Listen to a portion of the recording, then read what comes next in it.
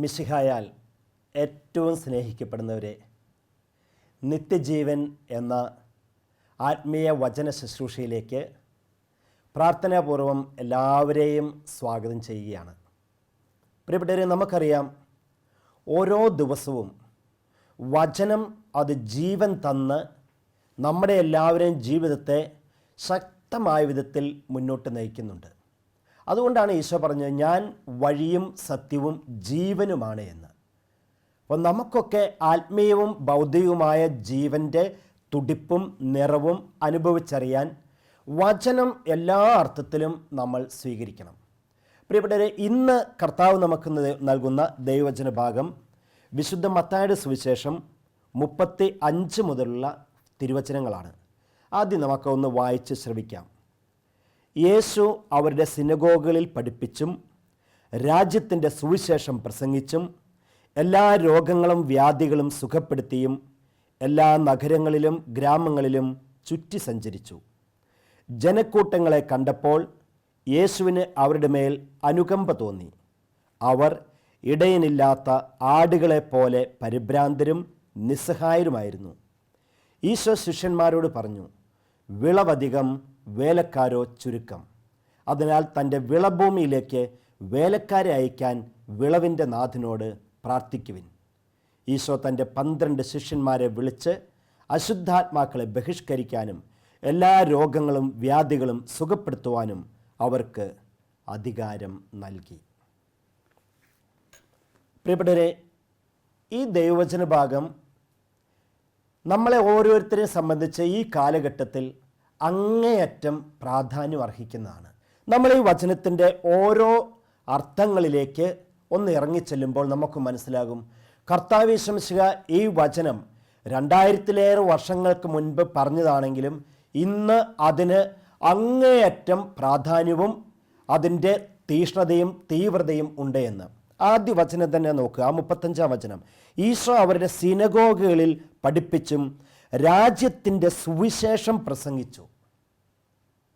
എന്താണ് പ്രിയപ്പെട്ടവരെ രാജ്യത്തിൻ്റെ സുവിശേഷം? ഒന്നാമതായിട്ട് കർത്താവ് നമുക്ക് പറഞ്ഞു തരുന്ന പ്രധാനപ്പെട്ട കാര്യം, കർത്താവ് യേശു മിശിഹ രാജ്യത്തിൻ്റെ സുവിശേഷം പ്രസംഗിച്ചു എന്ന് പറയുമ്പോൾ ആ സുവിശേഷം ആരെക്കുറിച്ചുള്ള? എന്നെക്കുറിച്ച്, നമ്മളെക്കുറിച്ച്, ഈ നാടിനെക്കുറിച്ച്, നാടിൻ്റെ വ്യവസ്ഥയെക്കുറിച്ച്. അപ്പോൾ കർത്താവ് യേശു മിശിഹ വചനം പറഞ്ഞത്, വചനം പ്രഘോഷിച്ചത് നമ്മളെ ഓരോരുത്തരെയും കുറിച്ച് നമുക്ക് വേണ്ടിയാണ്. അല്ലാതെ ഏതെങ്കിലും ഒരു ഉട്ടോപ്യൻ ഐഡിയ കൊണ്ടുവന്നിട്ട് ഈ ലോകത്തെങ്ങും പ്രായോഗികമല്ലാത്ത, ഈ ലോക ജീവികളായ നമുക്കാർക്കും സ്വീകരിക്കാൻ പറ്റാത്ത ഒരു ഐഡിയോളജി അല്ല കർത്താവ് യേശു മിശിഹ പ്രഘോഷിച്ചതും നമ്മളിലേക്ക് വെച്ച് തന്നതും. കർത്താവ് പ്രഘോഷിച്ചത് എന്താണെന്ന് വചനം പറയുന്നു, ഈ രാജ്യത്തിൻ്റെ സുവിശേഷം. അപ്പോൾ ഈ രാജ്യത്തിൻ്റെ സുവിശേഷം എന്ന് പറഞ്ഞതാ എന്നതാ? രോഗികളെക്കുറിച്ച്, കഷ്ടപ്പെടുന്നവരെക്കുറിച്ച്, വചനത്തെക്കുറിച്ച്, ജീവിത രീതികളെക്കുറിച്ച്. കർത്താവ് യേശു മിശിഹ അങ്ങനെ മനുഷ്യർക്ക് മനസ്സിലാകുന്ന ഭാഷയിൽ, അതുകൊണ്ടാണ് എപ്പോഴും ഈശോ ഉപമകൾ, ആട്, ഇടയൻ, മുന്തിരി, മുന്തിരിച്ചെടി, അതിൻ്റെ ശാഖകൾ, ഇങ്ങനെ സാധാരണ മനുഷ്യർക്ക് മനസ്സിലാകുന്ന ഭാഷയിൽ കർത്താവ് യേശു മിശിഹ വചനം പ്രഘോഷിച്ചു. അതുകൊണ്ട് വ്യക്തമായിട്ട് ആദ്യം തന്നെ കർത്താവ് പറഞ്ഞു തരുന്നു, ഈശോ പ്രഘോഷിച്ചത് ഈ രാജ്യത്തിൻ്റെ സുവിശേഷമാണ്. അപ്പോൾ ഏതൊരു വ്യക്തിയും മനസ്സിലാക്കേണ്ടത്, കർത്താവിനെ പോലെ ദൈവവചനം പ്രഘോഷിക്കുമ്പോൾ ഈ രാജ്യത്തിൻ്റെ സുവിശേഷം നമുക്ക് മനുഷ്യർക്ക് വേണ്ടി ആയിരിക്കണം നമ്മൾ പറയുന്നത്. ഏറ്റവും വലിയ വചനപ്രഘോഷകനായിരുന്ന കർദിനാൾ ഫുൾട്ടൻ ജേഷീൻ പറയുന്നത് ഇങ്ങനെയാണ്, നമ്മൾ വചനപ്രഘോഷണം നടത്തുമ്പോൾ അതിനൊരുങ്ങുന്നത് ഒരു കയ്യിൽ ദിനപത്രവും മറുകൈയിൽ വിശുദ്ധ ഗ്രന്ഥവും എടുത്തു വെച്ച് വേണമെന്ന്. അതിൻ്റെ അർത്ഥം ആനുകാലികമായ വിധത്തിൽ മനുഷ്യരുടെ വേദനകളും സങ്കടങ്ങളും പ്രാർത്ഥനകളും ആവശ്യങ്ങളും നിയോഗങ്ങളും ഒക്കെ കൂട്ടിച്ചേർത്തുകൊണ്ട് വേണം വചന ശുശ്രൂഷ നടത്താനും കർത്താവിൻ്റെ പക്കലേക്ക് അത് വെച്ചു കൊടുക്കാനും. ഇനി രണ്ടാമതായിട്ട് ഈ വചനത്തിൽ നമ്മൾ കാണുന്നത്, ഇങ്ങനെ ഈശോ വചനം പ്രഘോഷിച്ച് ഈ രാജ്യത്തിൻ്റെ സുവിശേഷം പ്രസംഗിച്ച് എല്ലാ രോഗങ്ങളും വ്യാധികളും സുഖപ്പെടുത്തി. എന്താണ് പ്രിയപ്പെട്ടവരെ രോഗങ്ങളും വ്യാധികളും സുഖപ്പെടുത്തിയെന്ന് പറഞ്ഞാൽ, കർത്താവ് യേശു മിശിഹ ഈ ലോകത്തിലേക്ക് വന്നത് എൻ്റെയും നമ്മുടെയും ക്ഷേമത്തിന് വേണ്ടിയിട്ടാണ്. നമ്മുടെ ഓരോരുത്തരുടെയും നന്മയ്ക്കും വളർച്ചയ്ക്കും ഉയർച്ചയ്ക്കും ക്ഷേമത്തിനും വേണ്ടിയിട്ടാണ്. അത് ഏതു തരത്തിലുള്ളതാണ്? ഭൗതികമായ ക്ഷേമം മാത്രമല്ല. എന്നാൽ ഇനി ആത്മീയമായ ക്ഷേമം മാത്രമാണോ? അതുമല്ല. ആത്മീയവും ഭൗതികമായ ക്ഷേമത്തിനും വളർച്ചയ്ക്കും ഉയർച്ചയ്ക്കും വേണ്ടിയിട്ടാണ് കർത്താവ് മനുഷ്യനായി ഈ ലോകത്തിലേക്ക് അവതരിച്ചതും വചന ശുശ്രൂഷയിലൂടെ നാട്ടിലെങ്ങും വന്നതും. അതുകൊണ്ടാണ് വചനം പറയുന്നത് ഈശോ എല്ലാ രോഗങ്ങളും വ്യാധികളും സുഖപ്പെടുത്തിയെന്ന്. അപ്പോൾ പ്രിയപ്പെട്ടവരെ, നമ്മൾ എത്രമാത്രം വിശ്വാസത്തോടെ കർത്താവിൻ്റെ അടുത്തേക്ക് വന്ന് കർത്താവിനെ ശ്രവിക്കുന്നോ അവിടെ ആത്മീയമായ സൗഖ്യമുണ്ടാകും, ഭൗതികമായ സൗഖ്യമുണ്ടാകും. സകല തിന്മയുടെ സ്വാധീനങ്ങളും നമ്മുടെ ജീവിതത്തിൽ നിന്ന് വിട്ടുപോവുകയും ചെയ്യും. ഇനി മൂന്നാമതായിട്ട് ഈ വചനം പറഞ്ഞു തരുന്നത് യേശു എല്ലാ നഗരങ്ങളിലും ഗ്രാമങ്ങളിലും ചുറ്റി സഞ്ചരിച്ചു എന്നാണ്. ഒരു നല്ല വചന ശുശ്രൂഷകൻ്റെ, അഥവാ വേറൊരു ഭാഷയിൽ പറഞ്ഞാൽ ഒരു നല്ല ക്രിസ്തു ശിഷ്യൻ്റെ ഏറ്റവും പ്രധാനപ്പെട്ട ഗുണങ്ങളിൽ ഒന്നാണ് നഗരങ്ങളിലും ഗ്രാമങ്ങളിലും ചുറ്റി സഞ്ചരിച്ച് വചനപ്രഘോഷണം, ദൈവ ശുശ്രൂഷ ചെയ്യുക എന്ന്. എന്താ അതിൻ്റെ അർത്ഥമെന്നോ? നമ്മളിങ്ങനെ കുറ്റിയടിച്ച് കെട്ടപ്പെട്ട വ്യക്തികളാകരുത് എന്ന്. അങ്ങനെ ആയാലുള്ള പ്രത്യേകത, അതിൻ്റെ ദോഷം ഇതാണ്, അത് ക്രമേണ ജീർണിക്കാൻ തുടങ്ങും. ഒഴുക്കില്ലാത്ത വെള്ളം നമ്മൾ കണ്ടിട്ടുണ്ട്. ശുദ്ധജലമാണെങ്കിൽ പോലും ഒഴുക്കില്ലാതെ ഉപയോഗിക്കാതെ ഇങ്ങനെ കെട്ടിക്കിടന്നാലോ അത് ക്രമേണ അത് മലിനജലമായിത്തീരും. പലതരത്തിലുള്ള അഴുക്കുകൾ അതിൽ കടന്നുകൂടി അതിൽ വന്നു നിറഞ്ഞ് അത് ഉപയോഗയോഗ്യമല്ലാത്ത വിധത്തിലായിത്തീരും. ഇതുപോലെ തന്നെയാണ് നമ്മൾ ഓരോരുത്തരെയും കാര്യം, ക്രിസ്തു ശിഷ്യരുടെ വചന ശുശ്രൂഷകരുടെ കാര്യം. പ്രിയപ്പെട്ടവരെ, ഇങ്ങനെ കെട്ടിയിടപ്പെട്ട പോലെ ഒരു സ്ഥലത്ത് മാത്രം ആജീവനാന്തം നമ്മൾ നിന്നാൽ സംഭവിക്കുന്നത് പിന്നെ അവിടെ നിന്ന് പുറത്തു കിടക്കാനോ പുറത്തു പോകാനോ യാതൊരു താല്പര്യം ഉണ്ടാവില്ല. കാരണം ഒരു കംഫർട്ട് സോണിൽ എത്തപ്പെട്ടു എന്നും അവിടെ സുഖമാണ്, സന്തോഷമാണ്, ഒത്തിരിയേറെ പരിചാരകരുണ്ട്, ഒത്തിരിയേറെ ഇങ്ങനെ അഭിനന്ദിക്കാൻ, അപ്രീഷിയേറ്റ് ചെയ്യാൻ ധാരാളം ആളുകളുണ്ട്.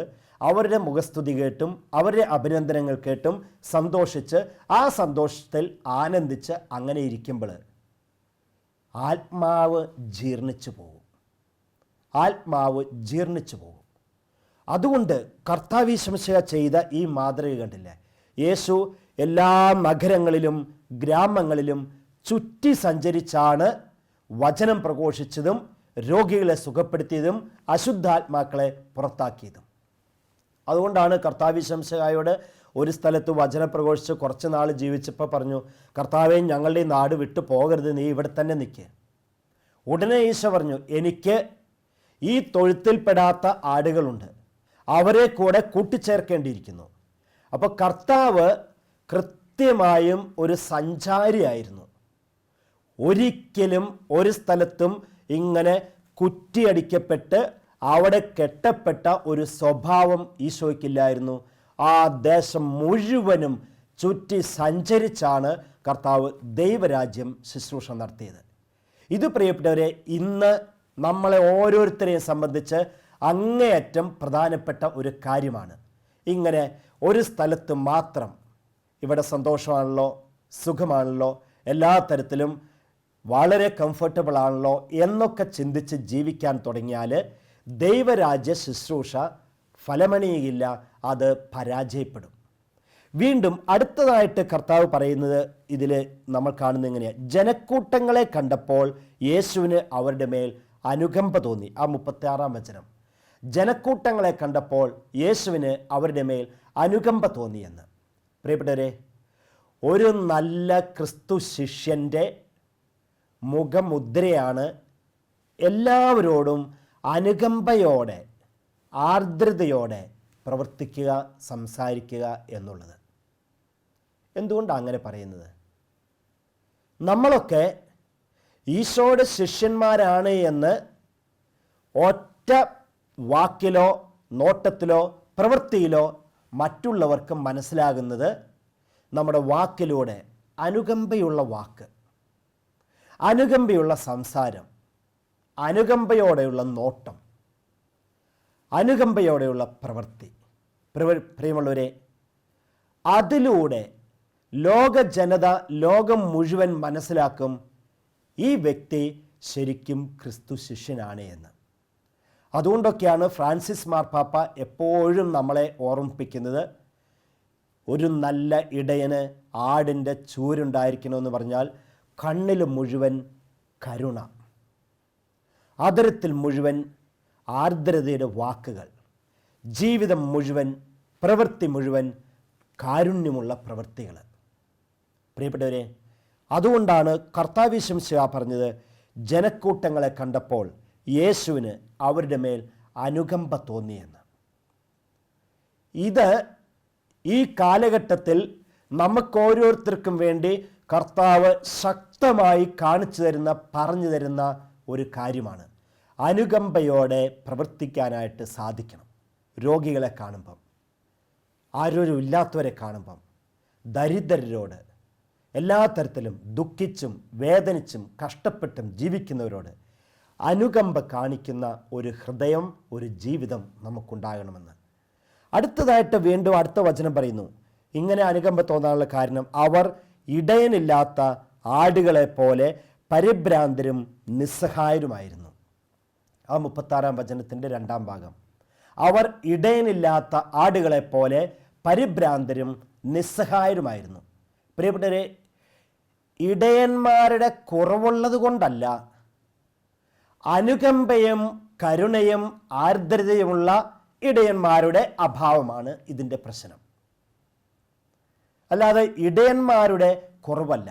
കർത്താവ് തൊട്ടടുത്ത വചനം 37-ാം വചനത്തിൽ പറഞ്ഞു, ഈശോ ശിഷ്യന്മാരോട് പറഞ്ഞു, വിളവധികം വേലക്കാരോ ചുരുക്കം, അതിനാൽ തൻ്റെ വിളഭൂമിയിലേക്ക് വേലക്കാരെ അയക്കാൻ വിളവിൻ്റെ നാഥനോട് പ്രാർത്ഥിക്കുക എന്ന്. പ്രിയപ്പെട്ടവരെ, ഇടയന്മാരുടെ കുറവല്ല. ഏകദേശം ഒരുവിധം കൃത്യം കണക്ക് നോക്കിയാൽ നമുക്കറിയാം, ഇന്ന് ലോകത്താകമാനം 5 ലക്ഷത്തിലേറെ വൈദികരുണ്ട്, 10 ലക്ഷത്തിലേറെ സിസ്റ്റേഴ്സുണ്ട്. ഇനിയോ ദശലക്ഷക്കണക്കിന് ആത്മായ സഹോദരി സഹോദരന്മാർ വചന ശുശ്രൂഷകളിൽ, ദൈവരാജ്യ ശുശ്രൂഷകളിൽ ഏർപ്പെട്ടിട്ടുണ്ട്. അപ്പോൾ ഇടയന്മാരുടെ കുറവാണോ? അല്ല. ഈ ലോകത്തിൽ ഇത്രയൊക്കെ ഇടയന്മാർ പോരെ, ശരിക്കും അത് മതി. പക്ഷേ പ്രശ്നം ഇതാണ് പ്രിയപ്പെട്ടവരെ, കർത്താവ് പറഞ്ഞു, ഇടയനില്ലാത്ത ആടുകളെ പോലെ പരിഭ്രാന്തരും നിസ്സഹായരും ആയിരുന്നു എന്ന് പറഞ്ഞാൽ, കർത്താവിൻ്റെ മനോഭാവത്തോടെ കരുണ കാണിക്കുന്ന, അനുകമ്പ കാണിക്കുന്ന, കാരുണ്യം കാണിക്കുന്ന ഇടയന്മാരുടെ കുറവ്. അല്ലാതെ എണ്ണത്തിൽ കൂടുതലുണ്ടായിരിക്കും, പക്ഷേ ക്വാളിറ്റിയിൽ വളരെ കുറവാണ്, വളരെ കുറവാണ്. അതുകൊണ്ടാണ് പ്രിയപ്പെട്ടവരെ കർത്താവ് വ്യക്തമായിട്ട് പറഞ്ഞ്, അതുകൊണ്ട് വേലക്കാരെ അയക്കാൻ വിളവിൻ്റെ നാഥനോട് പ്രാർത്ഥിക്കുകയെന്ന്. എൻ്റെയും നമ്മുടെ ഓരോരുത്തരുടെയും മനോഭാവത്തിൽ മാറ്റം വരാനായിട്ട് പ്രാർത്ഥിക്കണമെന്ന്. പ്രിയപ്പെട്ടവരെ, ഇന്ന് നമ്മളെ ഓരോരുത്തരെയും അതിശക്തമായ വിധത്തിൽ ഇരുത്തി ചിന്തിപ്പിക്കേണ്ട ഒരു വചനമാണ് വിളവധികം വേലക്കാരി ചുരുക്കം. ജനം മുഴുവൻ ഇടയനില്ലാത്ത ആടുകളെപ്പോലെ പരിഭ്രാന്തരും നിസ്സഹായരുമാണ് എന്ന്. എന്താ അതിൻ്റെ അർത്ഥം? അതായത് നേർവഴിക്ക് നയിക്കാൻ, കർത്താവിൻ്റെ അടുത്തേക്ക് നയിക്കാൻ അതിന് പറ്റിയ ഇടയന്മാരുടെ അഭാവം. കാര്യം കണ്ടമാനം ഇടയന്മാരൊക്കെ ഉണ്ടെങ്കിലും അവരിൽ തുലോം കുറച്ചു പേരും മാത്രമാണ് ശരിക്കും ജനസമൂഹത്തെ, വിശ്വാസ സമൂഹത്തെ കർത്താവിൻ്റെ അടുത്തോട്ട് നയിക്കുന്നത് എന്ന്. പലപ്പോഴും സംഭവിക്കുന്നതിനാ, ഞാൻ എൻ്റെ അടുത്തേക്ക് വിശ്വാസ സമൂഹത്തെ ആകർഷിക്കുന്നു, നയിക്കുന്നു, എൻ്റെ അടുത്തോട്ട് പോലെ രക്ഷയുണ്ട് എന്ന് പറയുന്നു. അതല്ല പ്രിയപ്പെട്ടവരെ, കർത്താവ് കൃത്യമായി പറഞ്ഞു തരുന്നത്, ഈശോയുടെ അടുത്തേക്ക്, പിതാവായ ദൈവത്തിൻ്റെ അടുത്തേക്കുള്ള വഴിയിലൂടെ നയിക്കാൻ പറ്റിയ ഇടയന്മാരെ വേണം. അവരുടെ മുഖമുദ്രകളാണ് നമ്മൾ കണ്ടത്, ഈശോ പറഞ്ഞത്, ഈശോ കാണിച്ചു തന്നതും. കാരുണ്യവും കരുണയും ആർദ്രതയും വാക്കിലും നോക്കിലും പ്രവൃത്തിയിലും ഉണ്ടാകുന്ന ഇടയന്മാർ.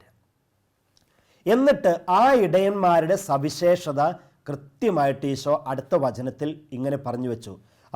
37 വചനത്തിൻ്റെ 2 ഭാഗം, വിളവധികം വേലക്കാരോ ചുരുക്കം, അതിനാൽ തൻ്റെ വിളഭൂമിയിലേക്ക് വേലക്കാരെ അയക്കാൻ വിളവിൻ്റെ നാഥനോട് പ്രാർത്ഥിക്കുവിൻ.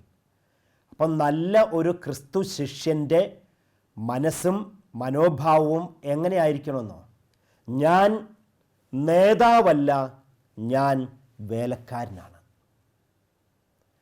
ഞാൻ എല്ലാവരെയും ഭരിക്കുന്ന ഒരു കസേരയിലിരിക്കുന്ന നേതാവല്ല, നേരെ മറിച്ച് ഞാനൊരു വേലക്കാരനാണ്. കർത്താവ് കൃത്യമായിട്ടല്ലേ പറഞ്ഞത്, വിളവധികം വേലക്കാരോ ചുരുക്കം, അതിനാൽ തൻ്റെ വിളഭൂമിയിലേക്ക് വേലക്കാരെ അയക്കാൻ വിളവിൻ്റെ നാഥനോട് പ്രാർത്ഥിക്കുവിൻ എന്ന്. പ്രിയപ്പെട്ടവരെ, ഓരോ ക്രിസ്തു ശിഷ്യനും ദൈവരാജ്യ ശുശ്രൂഷകരും എപ്പോഴും മനസ്സിൽ കാത്തു സൂക്ഷിക്കുകയും അത് ജീവിക്കുകയും ചെയ്യേണ്ട ഒരു മനോഭാവമാണ്, ജീവിത ശൈലിയാണ് ഈശോ പറഞ്ഞു വെച്ചത്, വേലക്കാരനാണ് എന്ന വിധം. കർത്താവിൻ്റെ വലിയ ശക്തി അങ്ങനെയുള്ള എല്ലാ ശുശ്രൂഷകരിലും എത്തിച്ചേരും. പരിശുദ്ധ കന്യാമാതാവ് എന്താ പറഞ്ഞതെന്ന് നമുക്കറിയാം. ഇതാ കർത്താവിൻ്റെ ദാസി. ദാസി എന്ന് പറഞ്ഞാൽ വേലക്കാരെക്കാളും ഒരു പടി കൂടെ താന്നാണ്, ഒരു പടി കൂടെ താന്ന്.